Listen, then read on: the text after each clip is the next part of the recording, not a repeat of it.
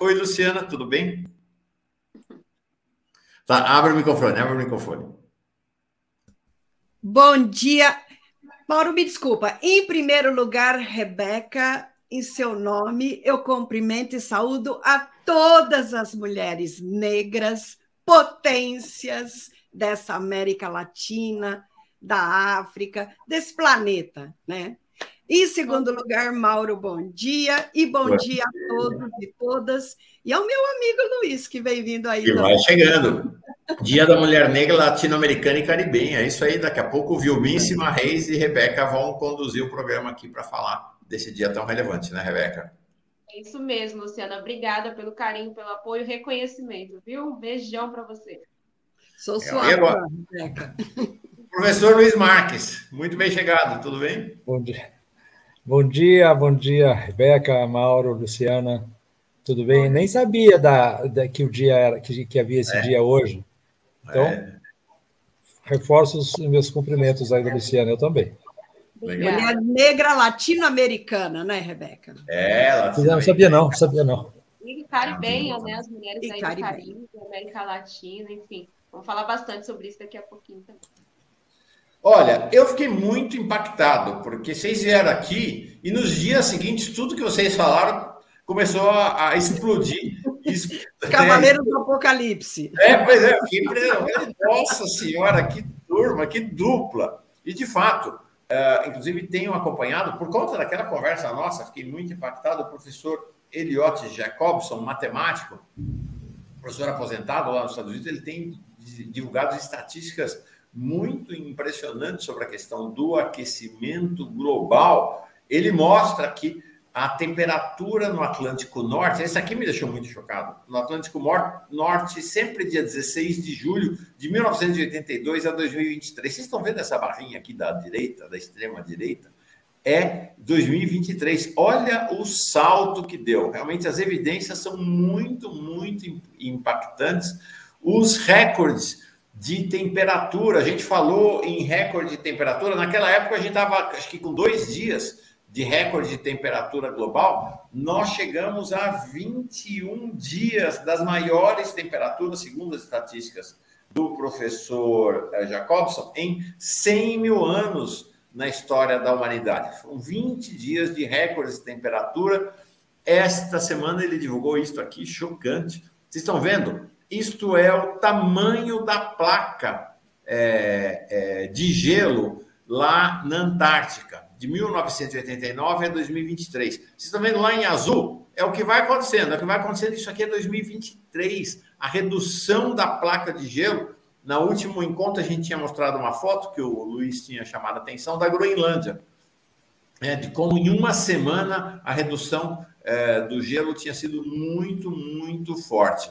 Aqui está também uma outra coisa, é a evolução da temperatura na face da Terra, sempre referido aqui ao dia 12 de julho, se eu não estou enganado, o crescimento é brutal. Gente, o planeta também, não sei, a impressão que dá que está indo para o fim, né? Que estão indo para os finalmente, um negócio assim brutal. Olha aqui, isso aqui é a Grécia.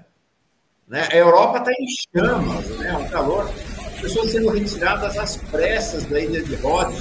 Olha a fumaça dos incêndios lá atrás. Temperaturas de 54, 55, 56 graus na Europa, nos Estados Unidos. Olha só. Quem começa? Luciano? Mauro, eu preparei alguns materiais para ajudar a explicar o que é o efeito estufa, por que é a humanidade que está provocando isso e não ciclos da Terra como a gente já teve antes.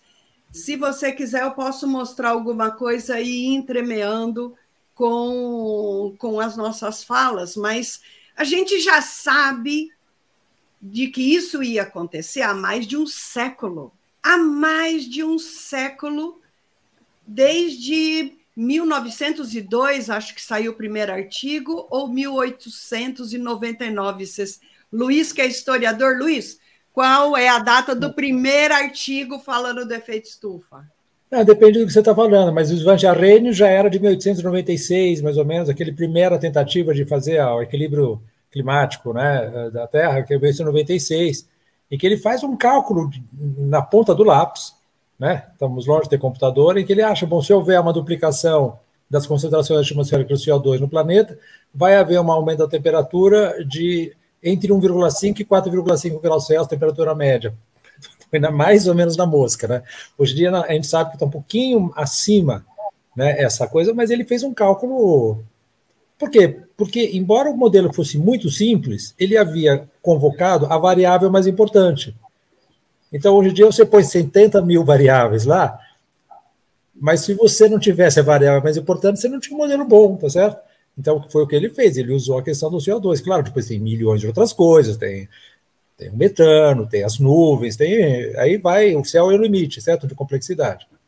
Mas o mais importante era isso, ele pegou a coisa. Isso já era, portanto, sabido. Depois veio o Callendar em 1920, nos anos 27, depois vem aí Glasgow, todo mundo, sabe? Quer dizer, há um saber cumulativo enorme sobre isso. Exato. E assim, nós estamos há mais de 120 anos sabendo de que o problema é o uso de combustíveis fósseis, o principal problema. E por que não mudamos? Porque é o poder do dinheiro. É esse capitalismo selvagem que quem manda não é a racionalidade, não é o interesse da maioria, não é a sociedade. São os ricos, super ricos, é isso que a gente chama de elite, mas que é uma elite podre que está destruindo a humanidade. E aí, nós vamos ficar passivos olhando o planeta ser destruído? Isso é uma coisa que me angustia tanto. E essa fábrica de fake news, por que agora até o agronegócio está financiando fake news? Porque no Brasil eles são o principal emissor de gás de efeito estufa. Então, eles têm todo o interesse que as pessoas não acreditem que eles são o problema, né? Ó, eu queria primeiro dizer o seguinte, o que é o efeito estufa, né? Por que CO2, metano, N2O, né? A gente fala que são gases de efeito estufa. O que é o efeito estufa? É aquela coberturinha transparente que você faz para as plantas, o calor entra, mas ele fica meio ali dentro, não sai, ali fica quentinho. O CO2, vamos falar assim, os gases de efeito estufa, né? Vamos falar do dióxido de carbono, o CO2. Como que ele absorve essa energia na forma de calor? Porque o comprimento de onda, o tipo de energia, a faixa de energia que ele absorve é a faixa quente, né? Então, só que ele absorve nas ligações entre a molécula, né? O CO2 é um carbono, pensa que eu sou um carbono, na ponta da minha mão oxigênio, na ponta outro. Então, os braços são as ligações entre o oxigênio e o carbono. E aí, numa molécula, os átomos não estão parados, eles estão se movimentando. Ele tem tanto o estiramento dessa ligação como o efeito de ângulo. E quando ele absorve essa energia, ele se agita. Então, ele estava assim, e aí ele recebe energia, e ele fica mais agitado, né? A ligação química absorve, ela fica mais agitada, os átomos entre si ficam agitados, mas ele incorpora aquela energia, ela fica com ele. Aí ele solta, e onde que está esse CO2? Está aqui entre nós. Então, está esquentando, é aqui, é onde nós estamos emitindo ele. Bom, agora pense o seguinte, 75% da população mundial está acima do Equador. E a maioria das emissões estão acima do Equador. Então, só 25% está embaixo e ainda são países menos industrializados. Então, nós estamos criando umas diferenças grandes de CO2. E lá para cima é onde mais está esquentando, porque tem muito mais gás de efeito estufa. E isso acontece com todas essas moléculas. Sabia que a água é o principal gás de efeito estufa? Porque ele é em torno de 4% da atmosfera. Mas é óbvio que nós não vamos tirar a água é necessária para a gente viver. Mas nós estamos bagunçando o ciclo da água. Porque nós estamos modificando completamente a superfície do planeta. Gente, para onde você vai, você vê que o ser humano ele está desmatando. Onde que a gente vê esses incêndios incontroláveis? O lugar que a gente mais conhecia isso é a Califórnia. A Califórnia, você vai andando, não tem mais nada, gente, só tem os parques, tudo está super desmatado. E estão lá os incêndios incontroláveis que acabam atingindo a casa das pessoas. A gente não tinha isso aqui, porque a gente ainda tinha muita vegetação, a Amazônia ainda não tão desmatada e degradada, é Pantanal, é o Cerrado, a gente ainda tinha muita vegetação natural no Brasil. O que a era Bolsonaro fez, né? Bolsonaro / Ricardo Salles. Liberou geral para o crime ambiental. Bolsonaro disse, acabou a fábrica de multa do IBAMA. Mandou embora todos aqueles diretores do IBAMA que sabiam combater o desmatamento, foi trocando todas as posições de direção. E foram 400 decretos para ir destruindo essa máquina de controlar o desmatamento, de proteger o meio ambiente. Foram mais de 400 decretos. No final, um funcionário do IBAMA só poderia multar se o chefe dele autorizasse. E quanta gente foi embora porque foi perseguida, funcionários que defendiam as leis, funcionários que estavam lá aplicando, né, as regras e multando e querendo queimar equipamento que estava lá destruindo. O Ricardo Salles ia lá abraçar o criminoso ambiental. Ricardo Salles ia lá abraçar, a gente tem cenas dele dizendo são pais de família, os caras do ogro negócio, destruidores do meio ambiente, né? E o Salles ia lá defender os caras. Então, assim, é a barbárie, os criminosos se fortaleceram, né? Estão armados, né? Bolsonaro com armas, Ricardo Salles destruindo toda essa estrutura de legislação. Gente, eu não entendo como é que esse povo não está respondendo um processo por prevaricação, porque a função que o Ricardo Salles tinha como ministro do Meio Ambiente era proteger o meio ambiente. E o cara trabalhou o tempo inteiro para liberar a destruição do meio ambiente. Como que esse cara não está respondendo ao processo de prevaricação? Ele, presidente do IBAMA, presidente do ICMBio, do INCRA, sabe? Todo mundo, né, da FUNAI. Gente, o que é isso? Na FUNAI botaram um delegado que tem ódio de índio. Que absurdo é esse? Olha, eu me sentia morando num hospício, porque não dá para acreditar. Desculpa, Mauro. Luciana, só para avisar, vai começar daqui a pouquinho a conversa com o presidente das terças-feiras, a gente dá uma palhinha nela, né? Amanhã a gente comenta com mais detalhe. Adorei o Luiz Marques e a Rebeca Mota também, sua aula para explicar aqui o que acontece com os gases de efeito estufa, uma performance. Adoramos. Olha, eu sou assim, eu sou vanigati, cabiche.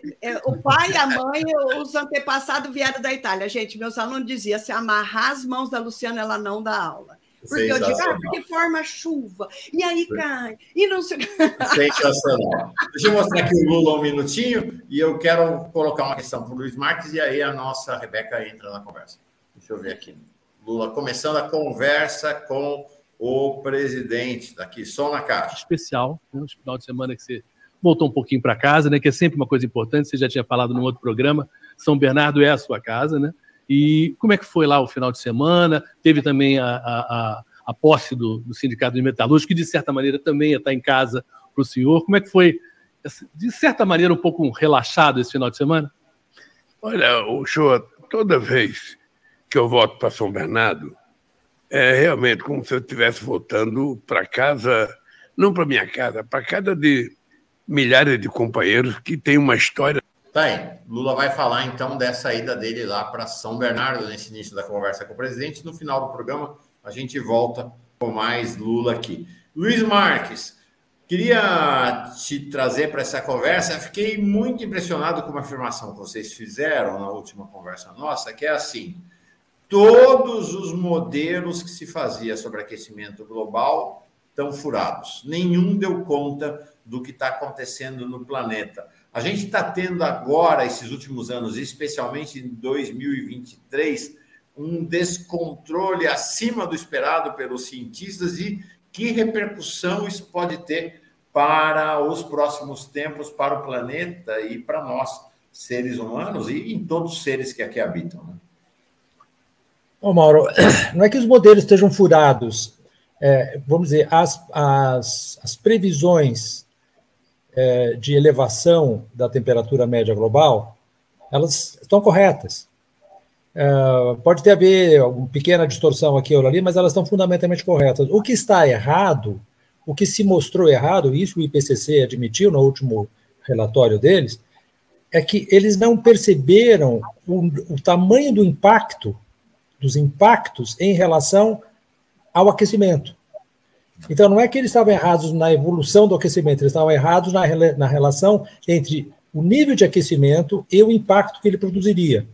Então, o problema são os impactos, que, aliás, é o que aqui interessa para nós, né? Porque se os impactos não ocorressem, tanto faz, né? Se o planeta era 2 graus, 3 graus, 4 graus acima, né? O problema são os impactos, e os impactos, efetivamente... Só para dizer, o IPCC é o painel de acompanhamento das mudanças climáticas da ONU, né? Da ONU. Isso, exatamente. É um painel que foi criado em 1988, fez o seu primeiro relatório pela ONU, né? Pelo Programa das Nações Unidas para o Meio Ambiente e pela Organização Meteorológica Mundial, né? São os dois organismos credenciados pela ONU que gerem, né, o IPCC. E em 90 eles fizeram o primeiro relatório, depois em 95 fizeram o segundo, 2001 o terceiro, 2007 o quarto, assim por diante. Agora estamos no sexto, que foi feito em 2021-22.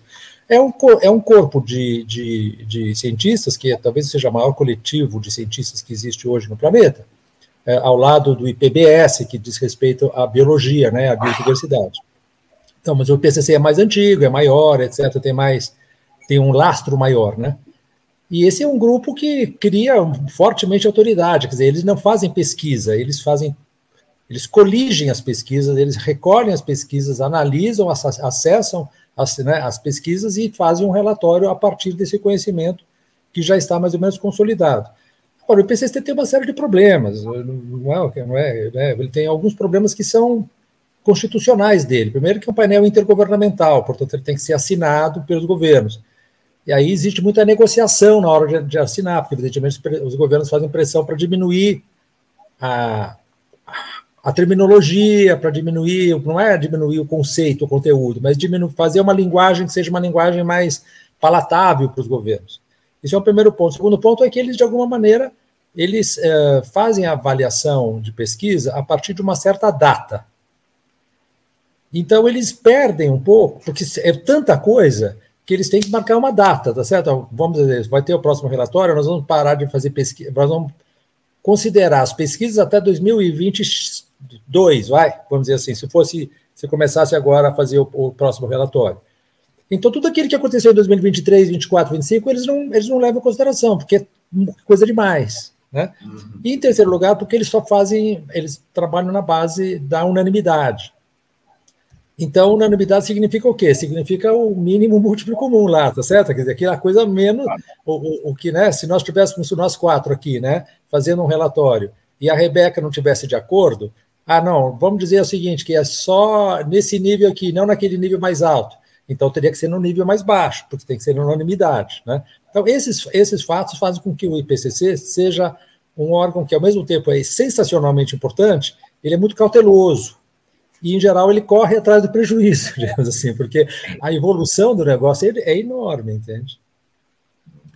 Na medida que você tem governos... Imagina. Na medida que você tem governos negacionistas de extrema-direita, aí a coisa fica pior ainda, né? Naturalmente, exatamente. Mas o que é importante é que o IPCC está cada vez mais, eu vejo assim, pelo menos eu sou bastante otimista em relação ao IPCC, o IPCC está resistindo, e eu acho que o último relatório dele foi um relatório mais forte do que o relatório 5º e o 4º, em vários aspectos. Inclusive nesse que eu te falei, que eu achei que, não é que eu tenha lido extensivamente todos os relatórios, mas até onde eu li, é a primeira vez que o IPCC fala os impactos foram maiores do que as avaliações anteriores. Então, isso para mim foi um fato, está lá escrito, sabe? Letras garrafais, entende? Não é que está lá numa pequena notinha, etc, etc. Então, isso eu acho que foi uma coisa importante que eles mostraram. E de fato são, né? E de fato são. Ninguém achava que com 1,2 graus Celsius, né? De temperatura média global, de aumento da temperatura média global em relação a esse período de 1850 a 1990, né? Que é o 1900, que é o que eles usam, que os impactos seriam dessa ordem. Né? Quer dizer, hoje nós estamos vivendo um tipo de impacto que se pensava que ocorreria só com 2 graus, ou pelo menos entre 1,5 e 2. Né? Então, a gente está hoje numa situação que é muito pior, e o que a Luciana tinha falado, que eu acho que é muito importante pensar, é o seguinte, é que os impactos e a temperatura são muito maiores no hemisfério norte. O Brasil não está na ponta dos impactos. Quem está na ponta dos impactos agora é o mundo mediterrâneo, o Oriente Médio, a Europa, a América do Norte e a Ásia, que são todas elas, digamos assim, né, 90% estão, né, a Ásia tem um pedacinho que está abaixo do Equador, mas 90% está tudo acima, né? Então você tem 52,2 graus Celsius na China. Hoje, 47 graus em Palermo, está pegando fogo em Palermo. Você mostrou aquilo que está acontecendo em Rhodes, agora está acontecendo também em Corfu, na ilha de Corfu, ali em Corfu. Você vê incêndios em Corfu que dão para ser visto da Albânia. Quer dizer, é um negócio que a gente não consegue nem imaginar. Né? A gente não consegue nem imaginar o tamanho da encrenca. Né? E isso está levando vai levar a impactos. E veja, nós estamos no começo do El Niño. O grande impacto do El Niño vai acontecer em 2024. Né? O El Niño tem um prazo para chegar no seu ápice. Né? E esse El Niño aí está se configurando como um El Niño muito forte, do tipo 1998, do tipo 2015. Então, isso vai ser... Amarrem os cintos. Teremos turbulência. Fala, Tem uma Rebeca. pergunta aqui no chat, vou fazer para a Luciana. A Luciana é muito aguerrida, né, comentando, porque realmente revolta, né, Luciana, a gente vê as pessoas passando por cima daquilo que deveriam fazer para proteger o meio ambiente. E o Fernandão, ele pergunta, eu vi um cientista dizendo que se por uma mágica se zerasse as emissões de carbono do dia para a noite, demoraria 50 anos para descontaminar o planeta. Isso procede? Porque se for verdade, ferrou, diz ele. Mas o problema é o tempo de vida desses compostos na atmosfera, né? É muito variável o tempo de vida deles, mas tem espécies. Quando a gente foi trocar lá o ascarel, né, que se usava nos ar-condicionados, nas geladeiras, não? A indústria química poderosérrima conseguiu colocar os compostos que ela detinha patente, que não destruíam a camada de ozônio, porém, como aquecedores, elas são... Nós estamos falando de compostos que são mais de 1000 vezes aquecedores do que o CO2. E eles vão lá para a estratosfera e ficam. Né? Tem uns que têm uma quantidade de anos, gente, absurda. Né? Então, o problema é o tempo de vida desses compostos na atmosfera, que varia muito, depende dos compostos. Então, por exemplo, você pega o metano. O metano, ele é mais aquecedor que o CO2. Se você pegar o cenário de 100 anos, porque nesses 100 anos ele vai morrendo, né? Ele é 28 vezes mais aquecedor do que o CO2. O que quer dizer isso? Quer dizer que a capacidade que ele tem de absorver essa energia, né? Ele é um carbono e 4 hidrogênios, né? De absorver e só ficar mais agitado e reter. E aí ele fica naquela troca com o meio ambiente. Ele absorve, ele solta, ele absorve, ele solta, e tudo isso aqui entre nós. Então, no cenário de 100 anos, ele é 28 vezes mais potente para reter calor no planeta Terra. E aí a gente leva em consideração quanto tem dele na atmosfera, quanto tempo ele vive e essa capacidade dele absorver calor. Se a gente pegar o cenário de 20 anos apenas, ele é 84 vezes mais aquecedor. O que está aqui na realidade? Qual é o papel do metano? E nós temos uma emissão gigante de metano, porque ele é emitido principalmente pela criação de gado. E a turma do agronegócio está aí se vangloriando de ser um grande exportador de proteína animal para o planeta. E o que é isso, gente? Olha só, a gente tem que parar de... E ridicularizavam, né, as advertências dos ambientalistas. Ainda hoje fazem isso aqui e ali, né? Ah, vocês estão dizendo que pum de vaca, que peito de vaca traz problema para o clima. Vocês são loucos, vocês não entendem nada. Principalmente o arroto, tá, Mauro? Porque, assim, é na digestão, né, lá do mato, da grama que ele come, que vai formando, né? Olha, gente, o planeta Terra, se ele não tivesse esses compostos na atmosfera, ele teria uma temperatura de menos 18 graus. Porque nós temos a água, o CO2, o metano, todos esses compostos na atmosfera, a temperatura era 15, quando começou a se ensinar isso, né? Agora é 16. Mas, veja, nós estamos falando de que o efeito estufa é responsável por um aumento de temperatura no planeta Terra de 33 graus. Então, como que a gente vai ter como base de energia os combustíveis fósseis? Petróleo, carvão em primeiro lugar, petróleo e gás. Odeio falar gás natural, porque parece que ele é natural aqui. Ele é natural lá embaixo. É o gás metano fóssil, que é o terceiro, né, nessa escadinha de prioridades aí de quem mais aquece o planeta.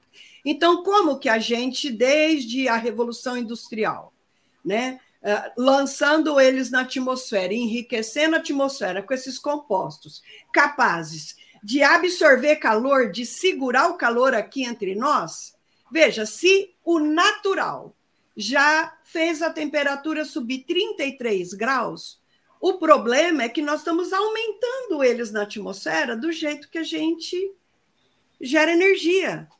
A gente tem que abandonar petróleo, tem que parar de usar carvão. O Brasil, né? O Brasil, que tem uma matriz energética relativamente limpa, não só usar carvão, como ainda subsidiar essa coisa absurda que é usar carvão para gerar energia, é inadmissível. Inadmissível. A gente tem que parar esse subsídio para produzir energia à base de carvão e proibir no Brasil a geração de energia na base do carvão. No governo Bolsonaro, ele na caneta, eu queria saber por que o presidente Lula não tem coragem de usar a caneta. Bolsonaro teve para causar tanta destruição, por que ele não tem para consertar? Né? Bolsonaro decretou a instalação de termoelétricas a carvão na Amazônia, gente.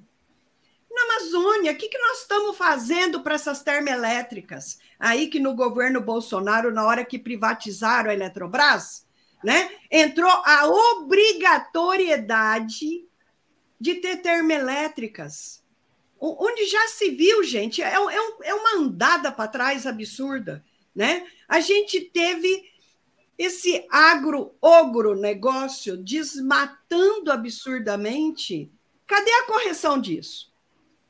Cadê a correção disso? Bom, teve uma que eu fiquei muito feliz, né, que Marina disse que 50% das propriedades com desmatamento ilegal estavam recebendo o embargo. Isso quer dizer não consegue empréstimo, não consegue ir para frente. Eu quero ver 100% e eu quero ver esse povo sendo obrigado a restaurar a floresta.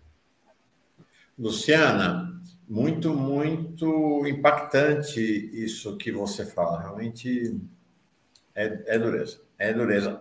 Luiz, pelo que vocês falam, dá uma sensação para nós leigos, queria te perguntar se essa sensação é correta. Bom, dane-se o hemisfério norte, nós aqui no hemisfério sul estamos a salvo, porque o negócio está fervendo lá. Então, exatamente, a primeira pergunta é, então o negócio é, o hemisfério sul está a salvo ou não? Primeiro. Eu bem que gostaria que você tivesse razão, viu, Mauro? Eu adoraria dizer sim, mas a resposta não é. Você falou do El Niño. Apertem os cintos que o El Niño de 2024 vem aí. O que é a projeção do que vai acontecer? E terceiro, tudo que está acontecendo agora no verão lá no hemisfério norte, isso quer dizer que no inverno a situação vai melhorar ou nós vamos ter um inverno também com problemas graves lá no hemisfério norte? Então, 3 questões. Estamos a salvo no hemisfério sul, El Niño e o inverno no hemisfério norte. Qual é? Não, então, veja, a gente não está nada a salvo no hemisfério sul. O hemisfério sul, embora ele esteja aquecendo a um ritmo menor do que o hemisfério norte, veja, a Europa ela está aquecendo 0,47 graus Celsius por década. Se você pegar de 1980, 1979, 1980 até 2022. Tá? A cada década ela subiu a Europa 0,47. A América do Sul, 0,22, menos da metade. Tá certo? A Ásia, 0,39. Vejam que hemisfério norte. Por quê? Porque lá estão concentradas as grandes massas continentais. Tá certo? E as terras emersas, elas aquecem muito mais rapidamente do que o oceano. O oceano tem uma inércia térmica enorme, tá certo? Como aqui embaixo tem muito mais oceano do que terra, então a gente também está aquecendo mais lentamente. Isto não significa que a gente também não esteja com um problema gravíssimo, inclusive por quê? Porque o hemisfério sul são sociedades menos industrializadas. Em geral, a África, a América Latina são sociedades menos industrializadas. As sociedades, portanto, cuja economia é muito dependente da agricultura. Ora, a agricultura é uma atividade econômica muito mais dependente da estabilidade do clima do que se você estiver no Japão lá fazendo chip. Tá certo? Quer dizer, quem está fazendo chip lá, põe um ar-condicionado e continua. Claro, tem limite, mas continua. Aqui, se você tem picos de calor ou secas muito grandes, ou dilúvios, como está acontecendo com frequência também, você tem problemas que afetam diretamente a agricultura. Então, nós temos uma economia aqui no Sul muito mais vulnerável do que eles têm lá em cima. Além disso, nós somos sociedades mais pobres, portanto, com capacidade de adaptação muito menor. Então, pensa na Holanda, por exemplo, tá certo? A Holanda hoje lá, se você não tivesse aqueles diques gigantes lá, você já estava com água pelo joelho. Mas não, eles estão conseguindo segurar. Aqui embaixo, não. Entendeu? Então, você tem problema de elevação do nível do mar, por exemplo, que está em alta aceleração, e aí é todo mundo. Quer dizer, não é que em todo lugar está a mesma coisa, mas a diferença não é entre norte e sul. A diferença é em relevo do oceano, as correntes marinhas, os ventos, etc. Não tem essa divisão norte e sul clara. Então, a elevação do nível do mar no Brasil, por exemplo, vai ser catastrófica. Você vê o trabalho que foi feito na FAPESP aí, com o José Marengo coordenando, como é que vai ficar Santos até 2050. Então, você tem problemas muito grandes. Isso é a primeira questão. A segunda questão era a questão que você tinha falado, era do El Niño. Do El Niño, que você falou, aperte o cinto para o El Niño. Não, então, porque o El Niño, veja, ele é um fenômeno cíclico na natureza, a Luciana conhece muito melhor isso do que eu, é um fenômeno cíclico na natureza, de aquecimento, inversão da direção dos ventos no Pacífico tropical e equatorial, que leva a que haja um aumento da temperatura muito forte no Pacífico, no Oceano Pacífico, sobretudo no Oceano Pacífico aqui do lado do Peru, e isso tem uma repercussão internacional, por vários mecanismos que não importa aqui, tem uma repercussão internacional. Esses El Niños ocorrem entre 2 e 7 anos, mais ou menos. Eles são mais ou menos imprevisíveis, mas a gente sabe que são entre 2 e 7 anos, e aí mais ou menos imprevisível também qual é a intensidade dele. Em 2019 houve um El Niño, mas que era pequenininho, não passou batido. Esse agora que está acontecendo em 2023 é muito grande e ele vai demorar até 2024, como aconteceu em 1998, 98, 99, 2015, 2016, assim por diante. E esses impactos, eles são um pouquinho mais... Eles não começam, eles não chegam ao seu auge logo no começo. Eles aumentam progressivamente. Então, 2024, ele vai ser mais forte, provavelmente, do que ele está sendo agora. Ele já está brutal agora. O James Hansen, que é o cara que faz as melhores previsões, etc., desde que ele começou, desde 1981, que ele já fazia previsões que foram certeiras, ele fez um ano atrás, antes do El Niño chegar, ele fez, olha, em 2024 nós vamos chegar a 1,4 graus Celsius na temperatura média do planeta. Agora nós estamos em 1,2. Ele fala, eu corro o risco de errar. Ele faz um paper lá dele. Eu corro o risco de errar, mas eu acho que existem suficientes indícios porque nós pensemos que nós vamos estar em 1,4 graus Celsius. Nós estávamos em 1, a Organização Meteorológica Mundial fala em 1,15, tá?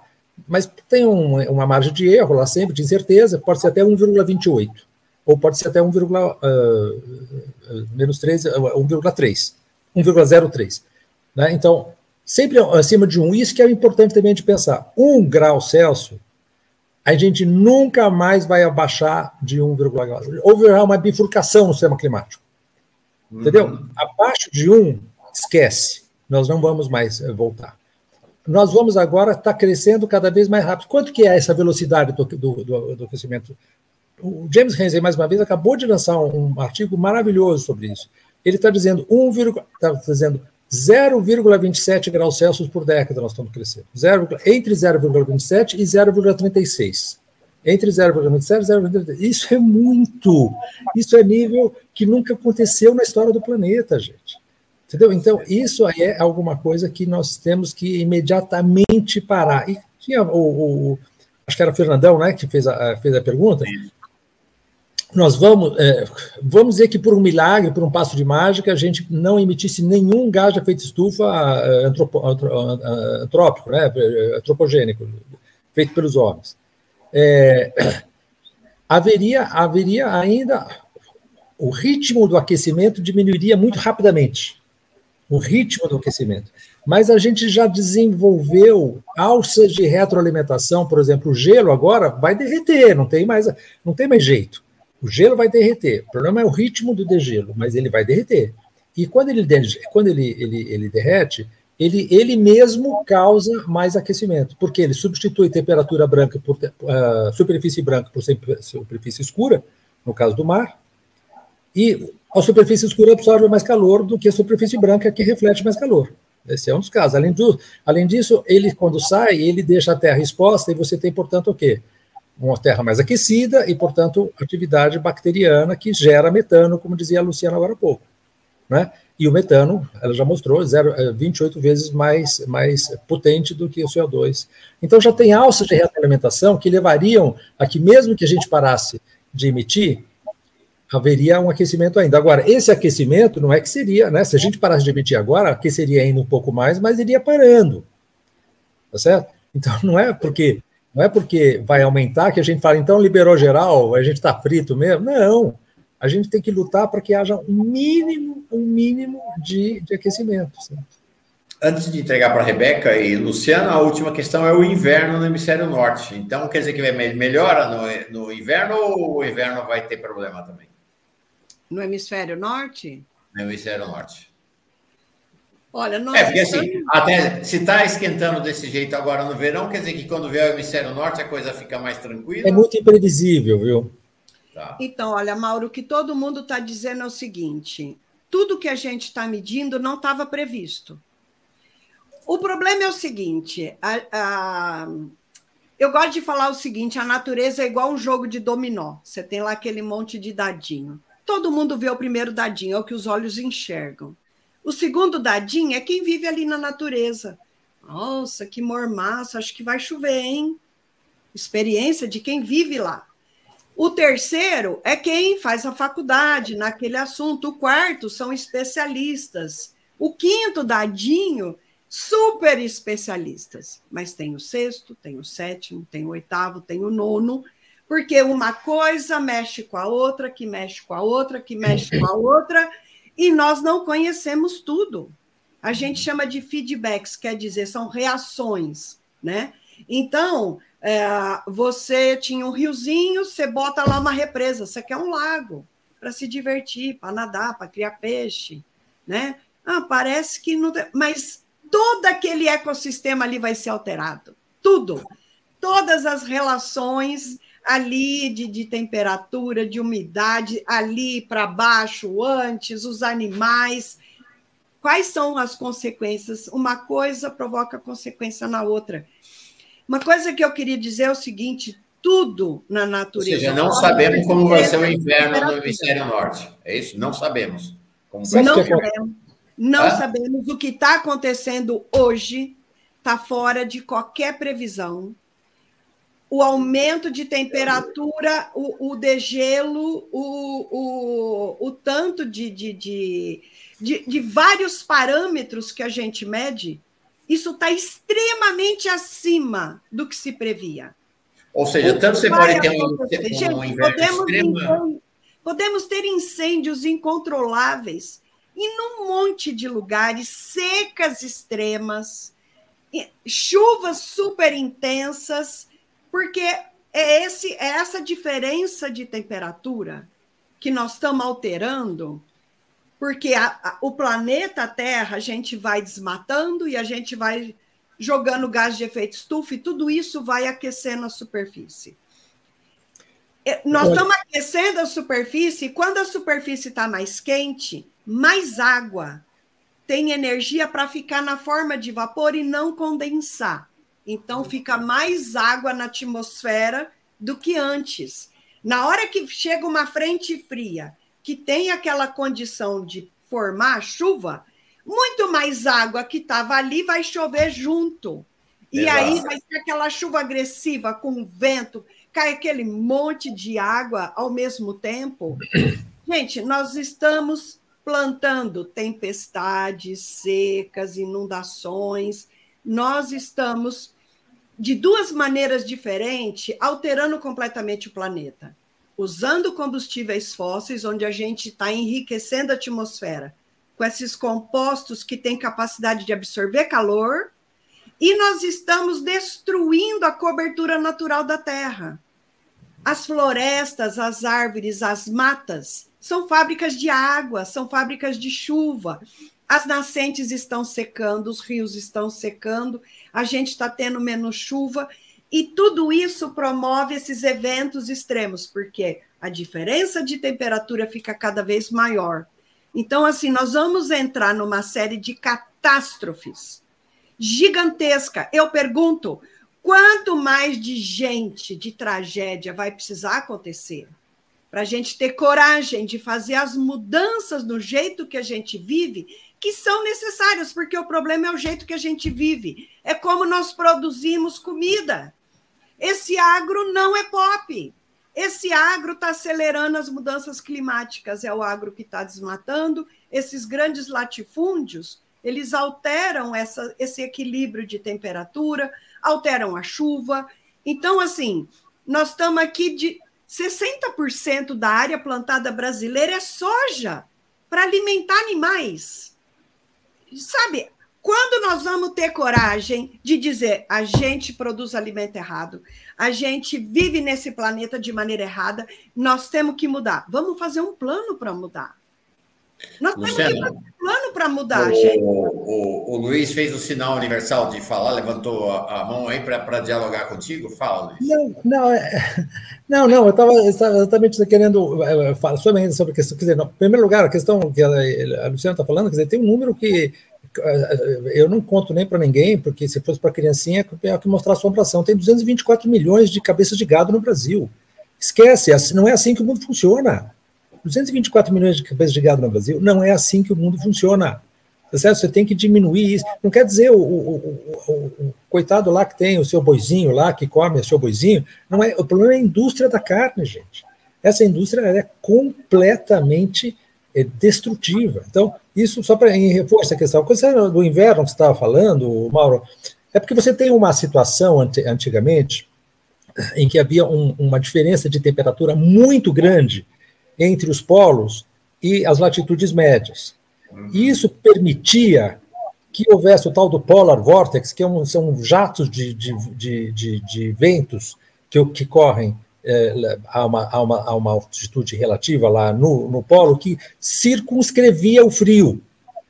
Então, havia uma diferença muito grande entre o frio acima do Círculo Polar Ártico e as temperaturas médias.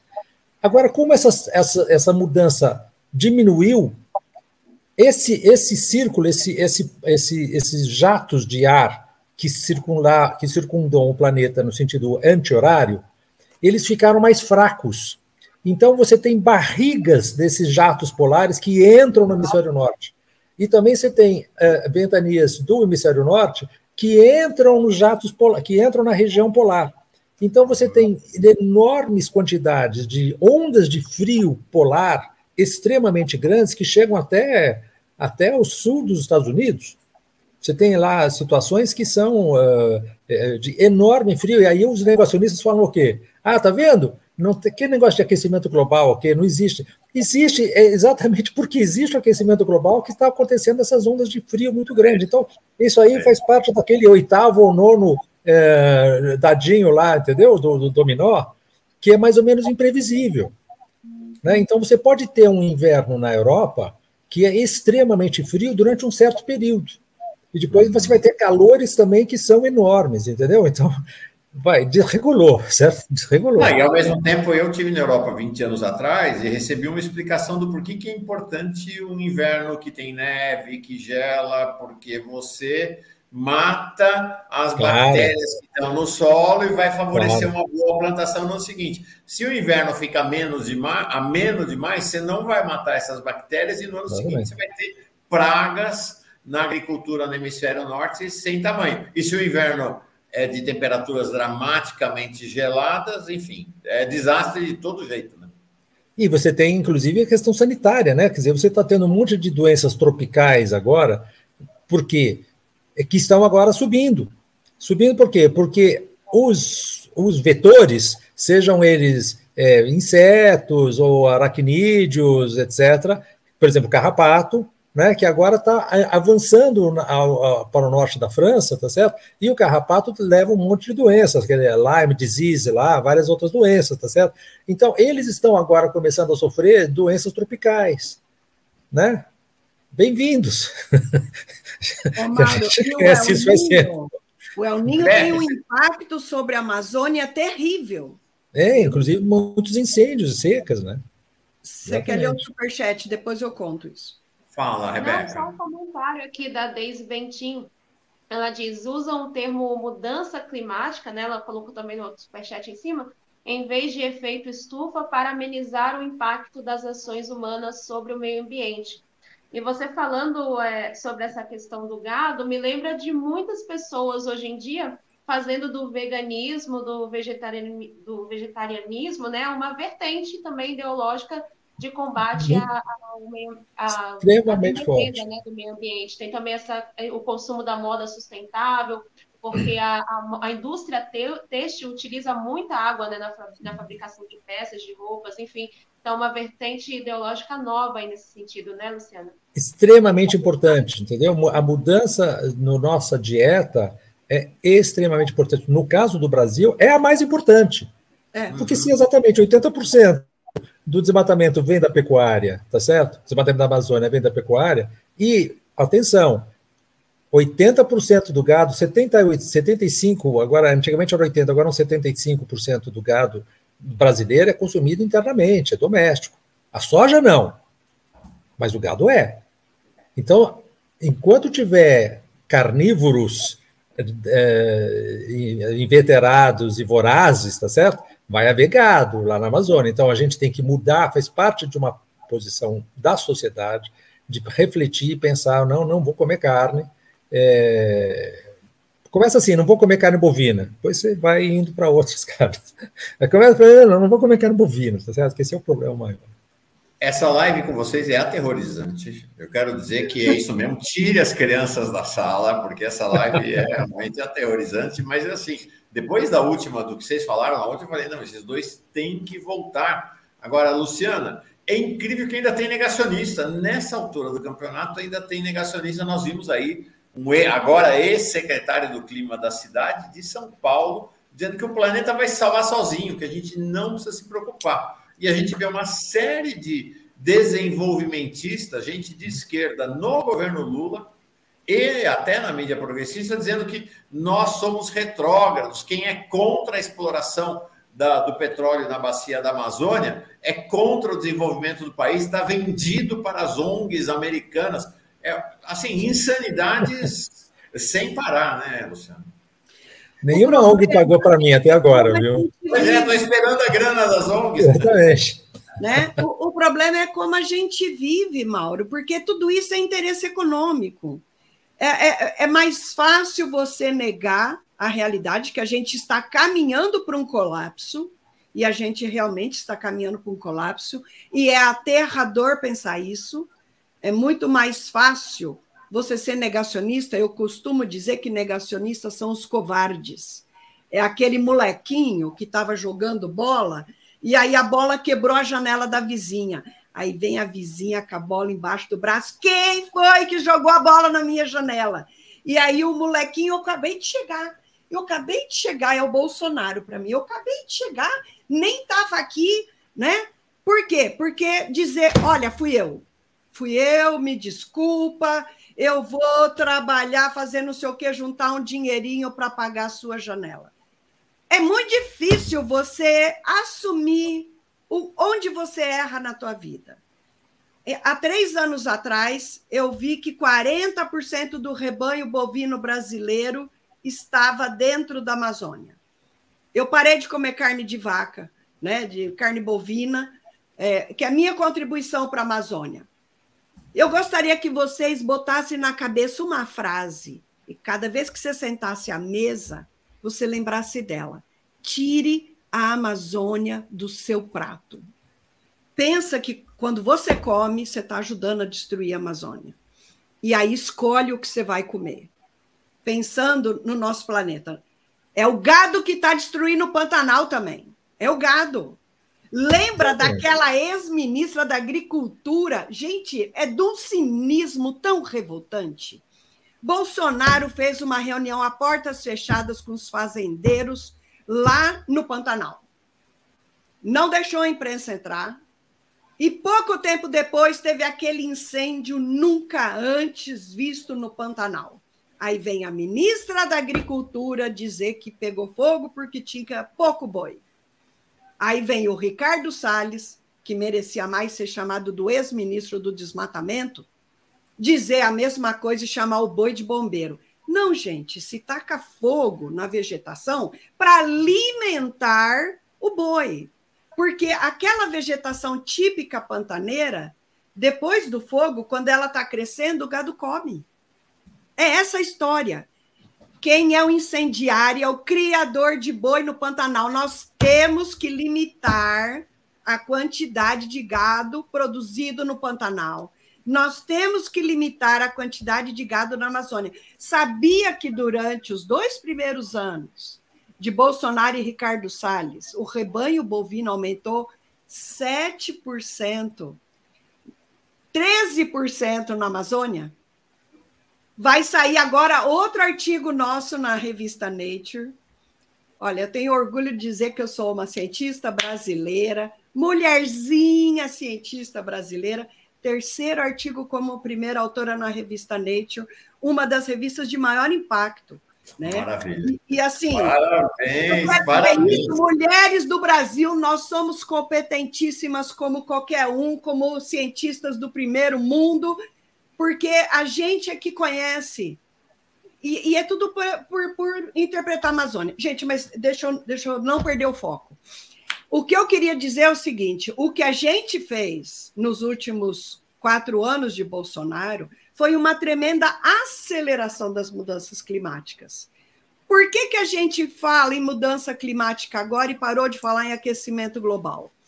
Por que não existe? Não, existe. Só que ele não é o pior. O que mais vai causar destruição da humanidade são os eventos extremos. É só por isso que, ao invés da gente continuar, porque senão a gente só fica olhando quanto a temperatura aumentou e parece que é pouco. Aí aumentou 1,1, 1,2, gente, isso não é nada. Num dia a variação de temperatura é 17 graus. Mas nós estamos falando da média global. Quando a gente fala que a temperatura aumentou 1,1, nós estamos falando desde lá do polo, que já aumentou mais de 3 graus lá em cima.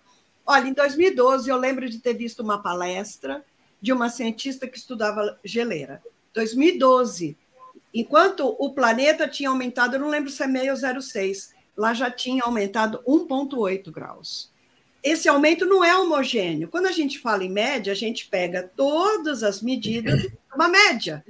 Mas, veja, e aí nós temos no Equador, que é onde está menor o aumento de temperatura, a Amazônia, que no mês de setembro,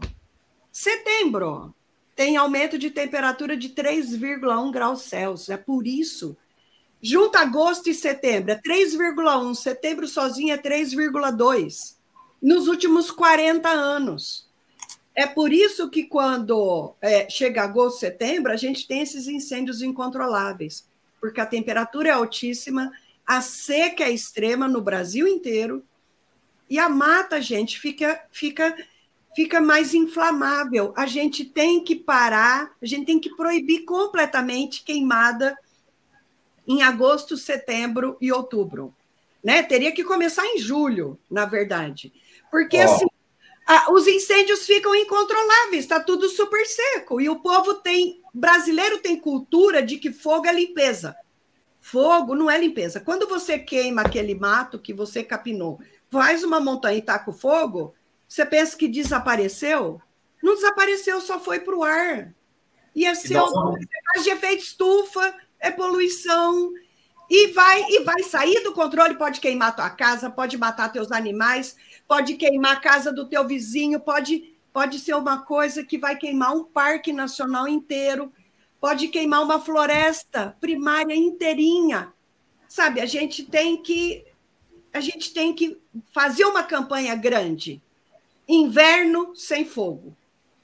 Para a população, na televisão. Nós vamos ter que encerrar, que já passamos bastante do nosso horário, mas olha, bom, de fato, aterrorizante a conversa com vocês, mas super necessária. Se vocês concordarem, a gente volta de novo daqui a uns 20 dias para atualizar essa conversa. Quero dizer que é desanimador olhar para alguns aspectos do governo Lula. Um deles é a gente olhar para o governo Lula e ver a ministra Marina Silva, o presidente do IBAMA, Ricardo Agostinho, a ministra dos Povos Indígenas, desempoderadas, né, isoladas, e a gente vê o presidente da Petrobras, o ministro das Minas e Energia, o ministro da Agricultura desfilando com todo o poder político dentro do governo. De fato, chega a ser desanimador, mas a gente não desanima, não, e a presença de vocês dois aqui não é para desanimar, não, é para nos convidar à ação, desde a ação individual, como o Luiz falou. Gente, tem sentido. Quem come carne de boi nesse país está contribuindo para a destruição do planeta. É incrível, mas é isso. Coma carne de galinha, coma carne de porco, coma carne de peixe, deixe de comer carne todos os dias da semana, coma 3 vezes por semana, 2 vezes por semana, né? Quem não conseguir virar vegetariano. Tem alternativas para cada um. E tem ações que você pode fazer também nas associações, entidades, em todo canto. E vocês são 2 faróis para nós. Luiz Marques e Luciana. Não precisa desmatar um monte para criar galinha. Pensa assim, na hora que você não consegue não comer proteína animal, pensa no animal que você vai comer, quanto que precisa destruir o planeta para criar esse animal. Pois é. Presidente Lula, vamos parar de fazer propaganda da picanha, pelo amor de Deus. Sim. Tem coisas que não dá. Sim, a gente tem que entender que esse é um dos motivos da gente estar nesse caos. Né? É o agro que é o principal responsável pelas emissões, porque é ele que desmata, né? E é ele que está aí nessa produção que está destruindo o nosso futuro, porque Nós estamos matando, destruindo a nossa fábrica de chuva. E o que vai ser do agro sem chuva? Tá? Então, assim, a gente não é inimigo. O agro precisa da ciência para sobreviver, porque ele, num prazo bem curto, vai... Muito curto. Prejuízos homéricos. A gente tem que administrar o presente. Eles não estão vendo, eles estão se matando também. Eles vão se matar junto. Eles vão se matar junto. Claro, exatamente. Exatamente. Exato. Isso é um agro-suicídio. Então, assim, deixa a ciência contribuir com aquilo que a gente sabe. A gente tem que entremear essa agricultura com a agrofloresta. Porque, gente, as nascentes estão secando, os rios estão secando. Né? Então, assim, não é sustentável esse jeito. O ministro da Agricultura foi lá para a China e prometeu vender mais soja ainda para a China. Pois é. Isso significa mais área plantada de soja mais seca para o Brasil, mais eventos extremos. Então, assim, esses caras estão pegando água do lençol freático, porque os rios aonde estão secando. Tem uma novela na Globo para enaltecer a soja. Né? A novela das 9 é para enaltecer a soja. Ai, o ouro brasileiro. Mas mostra lá, né, que a fazenda lá do sojeiro, que tem uma área enorme, o rio secou. Por que que o rio secou, gente? Esse povo planta até a beira do rio, eles não respeitam mata ciliar. Sem floresta em volta das nascentes, sem uma parte de mata na beirada dos rios, as nascentes estão secando e os rios estão assoreando. Então, assim, a gente precisa... As leis ambientais é para o nosso bem, não são contra o lucro. Luciana, preciso encerrar. Gente, não quero. Por mim, a gente ia até meio-dia, mas agora vem Vilma Reis e Luiz Eduardo Soares aqui. Então, era para começar às 9 da manhã, 9h22, mas realmente acho que os dois também estão curtindo demais a conversa ali. E se vocês puderem, se a agenda de vocês permitir, Luiz e Luciana, marcamos de novo daqui a algumas semanas, porque realmente acho que esse é um tema para a gente estar repisando. Quando vocês quiserem, viu? Eu estou a postos aqui, estou a postos. Eu tenho muitas dívidas com a Luciana, sabe, Luiz? Muitas. Uma delas é dela ter me falado de você e me passado o seu contato. Então...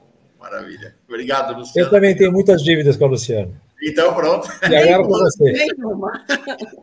Tchau, gente, deixa eu me despedir falando, Vilma Reis, parabéns, mulher negra, forte, batalhadora, linda, sou sua fã. Parabéns a todas as mulheres negras latino-americanas e caribenhas. Valeu, é isso aí. Tchau, gente, até mais.